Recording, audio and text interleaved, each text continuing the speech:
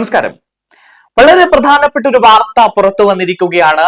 Reporter ചാനലിനെതിരെ ബാലാവകാശ commission case എടുത്തിരിക്കുന്നു എന്നതാണ് ആ വാർത്ത. കലോത്സവ റിപ്പോർട്ടിംഗുമായി ബന്ധപ്പെട്ട് ദ്വയാർത്ഥ പ്രയോഗം നടത്തി എന്നതിന്റെ പേരിലാണ് ബാലാവകാശ കമ്മീഷൻ കേസ് എടുത്തിരിക്കുന്നത്.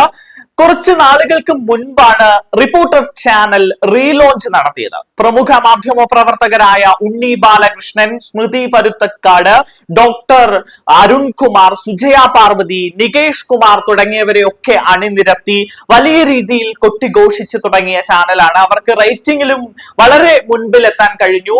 1ാം സ്ഥാനത്തേക്ക് പോലും എത്തിപ്പോകുമോ എന്ന് ഭയപ്പെടുന്ന രീതിയിലേക്ക് ഏഷ്യാനെറ്റിന്റെ തൊട്ടു പിന്നിൽ റേറ്റിംഗ് ചാർട്ടിലും റിപ്പോർട്ടർ ചാനൽ ഇടം നേടി. തുടക്കകാലത്ത് നികേഷ് കുമാർ ഉണ്ടായിരുന്നു. പിന്നീട് അദ്ദേഹം ചാനലിൽ നിന്ന് രാജിവെച്ച് പുറത്തു പോകുന്ന സാഹചര്യം ഉണ്ടായി.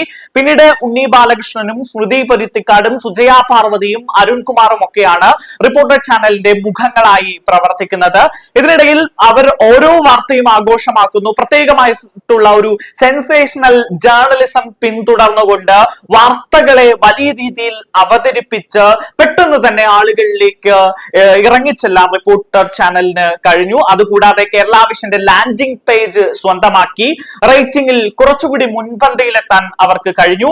അതിനിടയിലാണ് ഇപ്പോൾ റിപ്പോർട്ടർ ചാനലിനെതിരെ സംസ്ഥാന സ്കൂൾ കലോത്സവ റിപ്പോർട്ടിംഗുമായി ബന്ധപ്പെട്ട് ബാലാവകാശ കമ്മീഷൻ സ്വമേധയാ ഒരു കേസ് എടുത്തിരിക്കുന്നത്.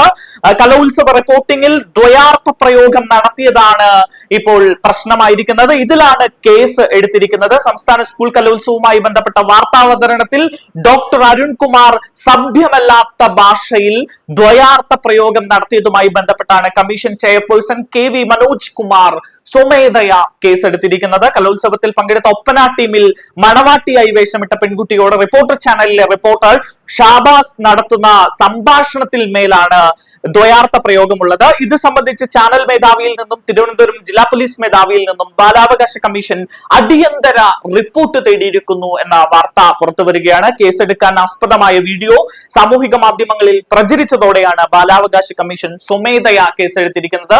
എന്തായാലും ഡോക്ടർ അരുൺകുമാറിനടക്കം വലിയ രീതിയിൽ കുരുക്കാകുന്ന രീതിയിലാണ് കേസ് വന്നിരിക്കുന്നത്. ഇതിന്റെ കൂടുതൽ വിശദാംശങ്ങൾ ഇനിയും പുറത്തു വരാനിരിക്കുന്നതേ ഉള്ളൂ.